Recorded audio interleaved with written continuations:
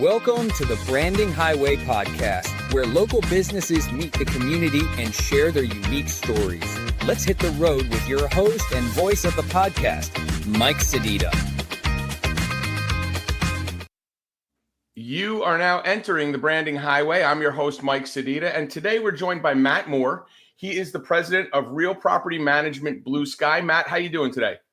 Doing great, thank you. Trying to stay warm in Florida today. Yeah, the timing of this, we like to break down the fourth wall like Deadpool on this podcast. It is freezing cold here. We are going through a winter spurt. There's snow on the beaches in Florida today. Not where we are, but in the state itself. So we're going to make the most of it here and maybe get a little blue sky into this podcast and talk a little bit about what you do and let people get to know you. Thank you. You and I met through some networking, through a networking group, the Bay Network, which you're a part of, and some of my friends are a part of, and you were nice enough to come on and talk to us a little bit about what you do. So, the first question I always have for business owners is, first and foremost, just tell us a little bit about what you do. In short, my goal is to manage the creation of wealth through property management for homeowners and investors. I think that's a slightly different take than what we often hear from property management. We think about rents and collections and things like that, but really what we're doing is managing wealth, just through a different tactic and avenue than what we sort of think about most of the time, through providing, our dollars in a bank account and investing in stocks and bonds and things like that. So let me ask you this. Most of your investors, are their properties short-term rentals, long-term rentals? Is it a mix? What kind of allocation is that? For me, I focus just on long-term rentals. The two are a very different business. It's maybe something that I will have some interest in the future, but long-term rental is where my experience is, and that's what excites me a bit more. Short-terms are more transactional. It's great as well. But I focus on one thing just to make sure I provide the greatest service to my customers. Well, it's a high risk, high reward, right? Like it's the difference between investing in an equity investment, like a short-term rental. I would think of more like an equity investment. It could be volatile. You might not have the rental done, but you're going to get big bang for those months that you do get it. Whereas the long-term rental is more like that bond investment that's going to continue to grow over time, and you're going to get that accumulation. I mean, would that be a fair analogy? Absolutely. It's a very fair analogy. It's a long-term play in the market, and investors, whether they're in other investments as well, often use real estate because of to reduce the volatility in the long-term market overall. And some will keep them for 2 or 3 or 5 years. Sometimes it's their own home that they decide to rent out and keep for a long time. Sometimes the goal is to buy it and rent it for 5 years and then sell it and make some money and then go buy another one. There's a lot of benefits in long-term real estate from a rental perspective. Well, yeah, and then that's not even that's the investment side of it. That's not even talking about the writing off on the expense side of it. I mean, we're not tax accountants here. We're not going to make any recommendations. Right. We're not H&R Block, but there is a whole advantage to having those properties with write-offs and things you can run through your entity. Are most of the people you're dealing with kind of shelled under that entity, like XYZ properties that you like for me, just using me as an example, Mike Sedita, if I made up some silly little Sunbiz MS Properties LLC, are most of the people structured like that, or is it a lot of individual people? No, not necessarily. There are some advantages, mostly from an asset protection perspective, to put it under an LLC. So many do that do it as an actual intentional play for, investing in wealth development. But many, it just sort of is accidental for them. They decide to move out of the state or another place, and they want to keep their house long term. And there's really only advantage to that once you have several properties. And again, I really shouldn't be discussing like the legalities of those things, and I'm not an accountant. Things that we can discuss there. But you alluded to what the benefits of a couple of the other benefits of real estate, and one of them is tax benefits. In real estate investing from a residential perspective specifically, we think of 4 pillars. And you mentioned one of them. The tax benefits can be really, really great. They're one of the greatest ways to manage taxes that are legal, and many, many do it. And a lot of people don't realize how many people do it. The other one is cash flow. That's the one that we typically think of. We have the rent of, let's say, $1,000 a month. That's really low today. Let's use $2,000, right? And maybe my mortgage is $1,200. We have an $800 swing there. There's expenses in there, so maybe you net $500 a month. That's the cash flow, which can be very good, of course, depending on the overall situation. But there's also equity development. So that renter is paying down your mortgage, right? You are letting them live there, but they're paying down your mortgage, and you're getting the tax benefits and the cash flow. And then lastly, you're getting appreciation at the same time. So over a 20-year period here, we're about an 8% appreciation. In the last several years, like it's been higher. Yeah. it's been a lot higher in this market. Lower right now, but over a long-term play, it's a very good way to build wealth. And then when you think about that appreciation and the other 3 benefits that we get, it's really a fabulous way to invest your money. Well, yeah, and then the other part of it too, you bring it up, is 3 and 4, the equity and the appreciation. So if my home is appreciating and you're paying down my balance on my house, you get a wider spread on that piece of property. So now if I'm that person, if it's MS Properties and I have that property and I'm getting that wider spread, now I've created more actual cash flow to be able to roll into another property and another property and another property as they grow. So over time, it's almost like compounding or stacking. That first property leads to the second. By the time you get to the second and have that cash flow and the appreciation and the equity built up, you're able to do more and more and more and build kind of like a monopoly. You start putting homes and hotels on these places. You're kind of doing the same. It's kind of that same theory, right? Like monopoly. You start with one house, you add a second, a third, a fourth, and whatever. So do you guys do, in the crux of your services, do you guys manage all 4 pillars for a client?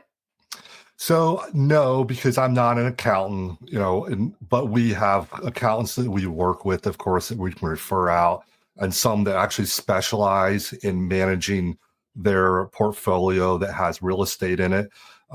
So that's important. But we would manage, managing the cash flow, of course. We can even manage the mortgage payments and things like that. So we sort of just manage the full process of turning that house into a investment, from the beginning of, let's just say you came to me and said, Matt, I want to buy this house for an investment purpose. We could even help you analyze that. We have a tool that goes into all the details and lays out the cash flow appreciation, tax benefits, and equity development that would have. You might decide, oh, it's a great buy. That's fabulous. And then we could help get it rent ready for you. There might be a little bit of rehab, maybe just some painting. It kind of depends on the condition, and then you go through the whole process of the leasing, getting the tenants, screening the tenants, and all those things, and then collecting rents. So, and then that cycle turns over on itself. And long term, you might decide to sell it. I am a licensed real estate agent. You have to be one in Florida to do property management as a profession.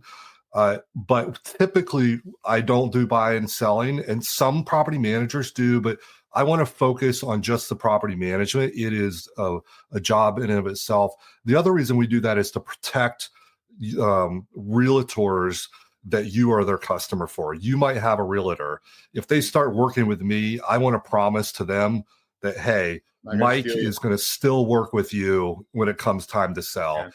Otherwise, the relationship gets a little tension, in the middle of it. Yeah, and it's good for you as well, because then if you have real estate agents that are helping people buy their properties, now you're expanding your network, and they say, hey, look, right, you're buying this property and you want to be in it for a couple of years and you want to make it a rental. We have Matt who can now take over and do all that management for you if that's not their wheelhouse. That's right. We even provide a very solid referral fee for realtors that set all that up for us, and bring those customers. So we really try to make that a partnership. So let me ask you this, I'm just kind of thinking of scenarios here. So do you run into like, and again, I don't know if this is quite accurate. I mean, this is your specialty, not mine. I'm just a podcast host, but is it still true to form from a financing stand? I mean, well, first off, are most of your people cash buyers, or a lot of them are buying and they have a mortgage on it, and then they're kind of generating that the float between what their mortgage is and what their rental is?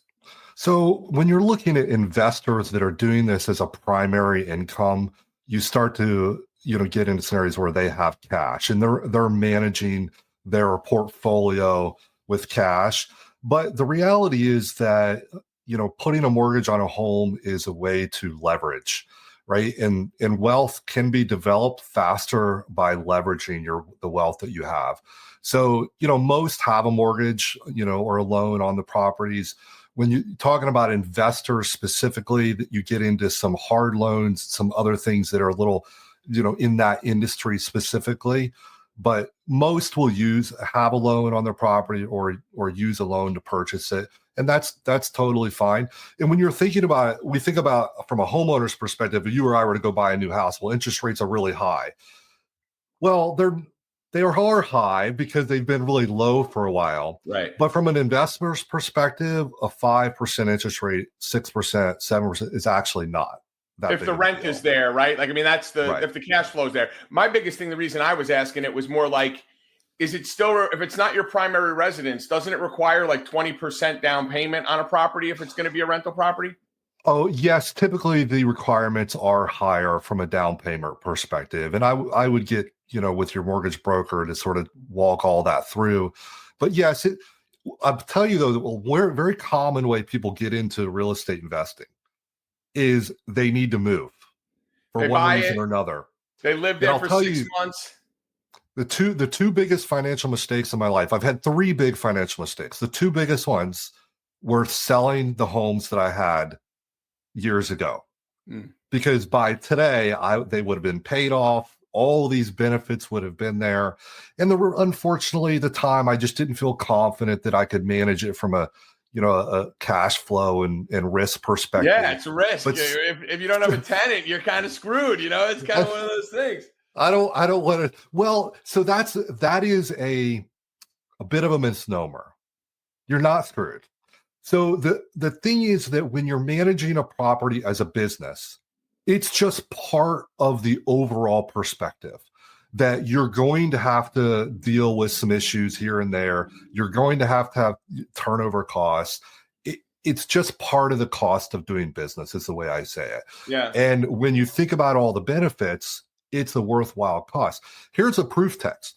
Now, we all have heard of these big companies have been buying out houses, right? And BlackRock. renting them out. Yeah. What BlackRock? Yeah, they're an example. They're the culprit, one of the big ones. They're not in it for cash flow. Like, why? What do you mean they're not in it for cash flow? No, they're in it for the other benefits, the tax appreciation and equity development, because they understand the long-term play.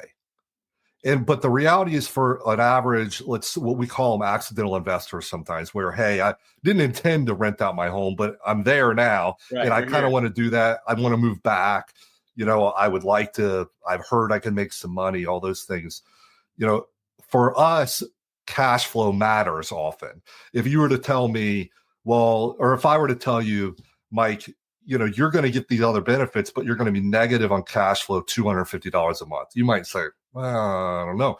But when you think about the overall grand perspective, it's not bad. Let's just say how much money do you put a month into a 401k and investment? Your play is long-term there as well. Right. You're not going to get the return on that for how long? It might be until you retire, depending on the investment. But we sort of get scared about putting that money into a home, when the reality is a home in a lot of ways is a much more solid investment. And you're getting cash flow now and tax benefits now, not just when you retire down the road. Listen, you're preaching to the choir. I mean, I do marketing for a living. Most of the clients I talk to on a daily basis think of marketing as an expense, similar to the way you'd be thinking of that rental property as an expense that you're going to have to cover for whatever your shortage is. not really thinking about it as a long-term investment. And marketing's the same thing. You're investing now over a period of time consistently so that your brand becomes relevant. Your brand becomes the go-to brand. It's just like building that portfolio on a home. It's kind of that making sure you got that upward tick. And you're right. I mean, like, listen, with the exception of a window of history in time from probably like 2007, late 2007 till about 2010-ish, Right. a 3-year window in 250 years of America being America is a short time when real estate didn't go up in that window. And, it's funny. You're talking about, like, not selling homes. My ex-wife and I bought this property in Georgia. We bought it August 8th of 2008. The market had not quite bottomed out, but it was sure getting there, like hell in a handbasket. It was going, right? And it was one of these communities that, like, there's 4 or 5 different models or whatever. We had Model X. Model X was selling for like $400,000 in 2006. We got it for $275,000 in 2008, right? So, like, real estate is location, but it's also timing, right? That timing was good. I can give you this address right now. It blows my mind. I can give you the address right now in Cumming, Georgia. This house is listed for $780,000, and we still sold it and made money because of the way we got into it. But you're absolutely right. Like, if you just hang on to that stuff and you're like, but life kind of gets in the way for a lot of people. Like, we had to move here to take care of my parents. They were sick. We needed to consolidate, all that stuff. So it's like, do I need to have a property up in Georgia that I need to manage? Now, if I had you up there or, in that area, then maybe it might be a different story. And that's really the service that you provide, right? Especially in Florida, it's got to be great because I would think a handful of your clients or more are folks that Florida might be their second state or, part of their overall living arrangement. Yeah, that's absolutely true. And you sort of talk about timing, and we're in an interesting timing right now. The housing market is sort of in this flux period where the prices have not really dropped, but the houses are not selling either. They're not selling quickly or at the speed that they were for sure. And it's probably, the average selling time period is longer than what we would consider normal, even in a normal period. So, current customers that I'm gathering are many times they're the folks that have had their house up for sale a while and can't sell it. So they're thinking about, well, let's consider renting it out. And that enables that homeowner to bypass the issue of timing right now. Well, let's just hold on to this house. Let's make some money, some tax benefits along the way. And then maybe we'll sell it a year or 2 or 3 or 5 years, or they might decide, oh, well, this has been really great. We don't need to sell this house. Let's hold on to it longer, as part of our investment strategy long term. So one of the things I want to go back to really quick, and we're kind of literally on question 1 here because it's so interesting to me. Do you run into... Oh, see, now my Alzheimer's is kicking in because I had the question right in the front of my mind, and I kind of dropped out of there. We'll come back to it. Tell us a little bit specifically about your journey. I mean, have you always been a real estate guy? Did you have a past life selling like shoe door-to-door shoe salesman? What was your journey? Yeah, my journey has been in technology primarily and consulting and customer experience. So from very early on, like when I was 13 years old, I got my first computer, and I rolled right into doing software implementations and consulting very early on in my early 20s. Went to USF and got my degree in management information systems. And then I worked my way through some consulting and software companies and became an executive for a large software company in the Tampa Bay area. Okay. And I really enjoyed that. But I think how that translates, and I'll come back. Well, let me go back for a second. The first house my wife and I bought, we did a house hack. Okay. Like a common strategy in real estate is you buy, like for young people especially, you buy a house, fix it up, and then sell it a few years later. And we did that. And that sort of started my love with real estate. And then over the years, I have done rehabs and rentals and investing. And in recent years, probably 5-6 years ago, my wife and I started getting more serious into using real estate as a long-term investment and buying our own properties. And so when a career change happened in 2023 that I was unplanned, I started considering like, what do I want to do? Right. Do I want to continue to work for a corporation? And I was an executive in a corporation. I really loved that. I had a fabulous team. It was worldwide consulting and customer service team, which I really enjoyed. And I got to be in technology a lot. But the interesting thing is, as I thought about it more, I love real estate and I love investing in real estate a lot. And I love doing the property management side of it. I really enjoy that part, which some people might say, are you crazy? Well, there's a lot of, I mean, listen, a real estate transaction in general, there are all the, you got a buyer and a seller and it's emotional, it's their house and they want this house, etc. But what you do, when I look at it, same thing. I would say the same thing, like the day to day, having to deal with the renter, having to make sure if the mortgage is paid, having to, when someone has, hey, my fuse box blew out, they're calling you, right? I mean, they're not calling the owner. You're managing all that stuff. You're the in-between guy that's taking all the shrapnel. That's very true. And so it's one of the things that's interesting is I think about my career of primarily being a technology consultant and customer experience. All of that applies in this business as well. Every single bit of it. We are a technology-driven company. A lot of property managers are. There's some that are still out there doing things sort of old ways, of course. But as you can hopefully tell today, I like to be consultative. I want to help my customers get the most out of their investment, which happens to be their property. And then we get to create a great customer experience for the owner and the renters alike. And that creates a combination that is enjoyable for me because I love those things, but it also provides a great home for a renter. And then the owners get to have the benefits of having an investment in real estate. Yeah, everybody's really winning in that case, except when you have the times. There's a stretch here in the Tampa market where rent had gotten so crazy where it's hard for a lot of renters where they're kind of getting boxed out of their current situation. But in your world, that's good for your investors, but it's finding the right home for the right people. Tampa's a unique market just because it really is like after 2020 and COVID and people coming from other states to come here and some of the advantages of being here. And then now what I've noticed, and maybe your experience might be a little bit different with this, but after last fall and back-to-back hurricanes of people that came here after COVID and are all of a sudden in these areas, now they're like, wait a minute, there's really hurricanes that could actually like wipe my house off the face of the planet. A lot of them are going back and they're either rehabbing their home to kind of fall in your lap to manage, or they're just walking away. So there's always moving parts that are going on in what you do, which is really interesting. And it's in a nice position to be in. You said you love this, but one of the questions I always like to ask entrepreneurs is, what do you do for fun? Because when you're not doing this, even though you love what you do, when you're not doing this, how do you unplug and recharge so that you can be the best at what you're doing when you're doing this? Yeah, so, I love a lot of different hobbies. So sometimes it's hard to pin it down, but usually it comes down to two things, at least in the last 5 years. And one of them has been a lifelong. Most recently, I love cycling. I used to do triathlons in the 2000s and did a lot of cycling, but I had a major back issue and it just put me on the sidelines for a long time. But I was able to get back into it for about 6 years ago. And I love long distance endurance cycling.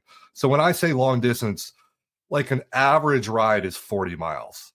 Ew, that's long distance. I love the 100-mile rides, 75-mile rides. It's we do it with, most of the time I'm riding with a group, so it is social as well. It's enjoyable. Right. We ride in a Peloton, so it's sort of thrilling. It frees my mind for that period of time. I actually have the best thoughts about my life and business and everything and ideas when I'm cycling or running. So if I'm on my own, I actually I have a little recorder and I'll stop my bike and make a recording to stop. So, and then I got back into running a little bit after a foot injury, and I actually am signed up for Gasparilla to do their 8K. I love running. It's a little harder on the body. I'm not a young buck anymore, but I do love it. And I love doing the events, something to look forward to. My longest pastime is fishing.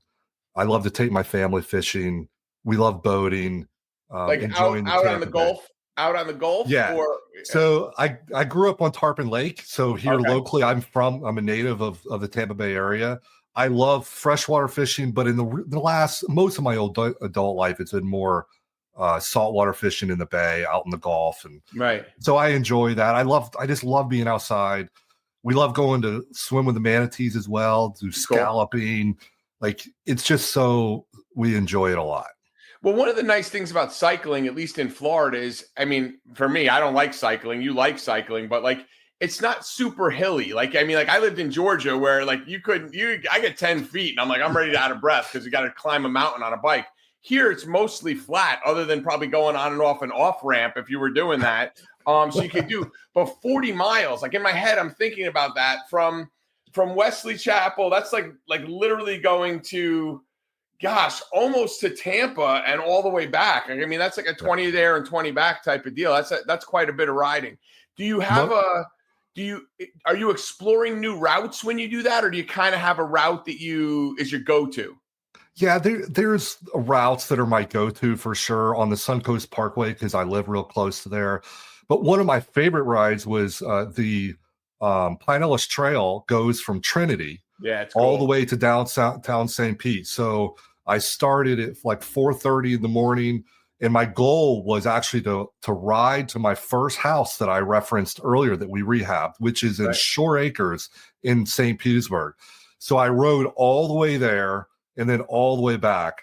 And then we do other rides. We ride, it's interesting you say flat, because if you're a serious cyclist, you seek out the hills. Yeah, well. right. So San Antonio and Brooksville, Dade City, there are hills there. So we do ride over there some. There are a lot of organized rides in those areas that are usually a metric century or a metric century with 66 miles. A century would be 100 miles. So I've done some rides out there. So you climb, I don't know, 3,500 feet over the ride and do 100 miles. It's fun though. You're going 10 miles an hour up, maybe. And on the way down, you're doing, I've gotten up to 45 miles an hour. Like it's a little scary, but it's thrilling at the same time. That Pinellas Trail run to St. Pete and back, how many miles is that?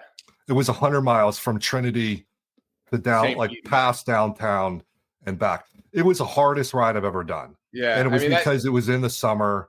Yeah. And I actually stopped at the store about 70 miles in and got a 10-pound bag of ice and put it behind my neck because I was so overheated. I felt like I was getting heat exhaustion.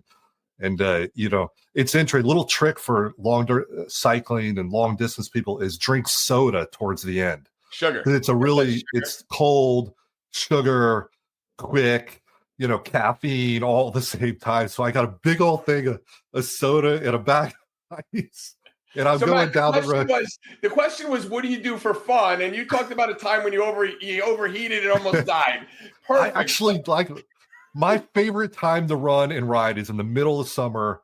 Like you'll find me at 3:00 in the afternoon on a summer day in August running. And I love it. Yeah, I'm a little crazy though. You're clearly a little sick. You're clearly slightly sick, which is good. Yeah. So, as we start to wrap this up, one of the things, and we talked about, obviously you have a passion for what you do, and there's complexities in the business that you handle for your investors. What would be the one thing, like if someone's listening to this and they're either on the verge of buying that property or, they have a property, they're getting ready to move, but they don't want to give it up. What do they need to know about you, your business? Like, what is the one thing that separates you from, the other property managers that are out there? So I don't just talk about rent and cash flow. My goal is to generate wealth for you. That's really the difference. One of the ways we do that is Real Property Management has a proprietary wealth optimizer is what we call it. And within a minute, I can enter some basic figures about a home, and we can generate a 10-year pro forma of how that home is going to perform. Now, and we can go in and adjust a lot more things to sort of do what if analysis and figure out more details, including the cost of property management or including doing rehab work and maintenance work along the way and account for all of those things. but it'll tell you what's your estimated tax benefit, what's the appreciation you're going to get. We really try to focus on building wealth. And I want a relational aspect to everything that I'm doing, more than just, processing payments and dealing with tenants. That's not my goal. Yes, that's part of the business. In every business, we have sort of the things that are not as much loved, but my goal is to be more relational and help my customers build wealth through their homes. So folks, if you're listening to this podcast or watching it on our YouTube channel, the big thing you need to understand about working with Matt and the Real Property Management Group is it's technology driven. They live by their 4 pillars of, your taxes, your cash flow, your equity in your home, and your appreciation. That's kind of how they build the program. But the sweet spot to me, listening to this as someone who's not a real estate guy, is that technology to be able to kind of give you almost like a crystal ball. I mean, I know it's not a crystal ball and I'm not making any claims on real estate, but hey, this is what it's worth today. This is what it could be worth in 5 years. Mm-hmm. This is what you can generate in rent. It sort of takes a little bit of the guesswork out of it. So if you're looking for somebody that can manage your property, help you grow your wealth through property management, through property, accumulation, you want to contact Matt and his team. The best number to reach Matt directly is 813-625-9595. Matt Moore, thank you so much for taking a ride down the branding highway with us. You have an amazing day. Stay warm. Thank you very much. I appreciate the time. We hope you enjoyed your ride down the branding highway. This has been a 16W Media Group production. Don't forget to take the next exit at 16W. Visit 16wmediagroup.com. If you want to be part of the journey, reach out to info@16wmediagroup.com.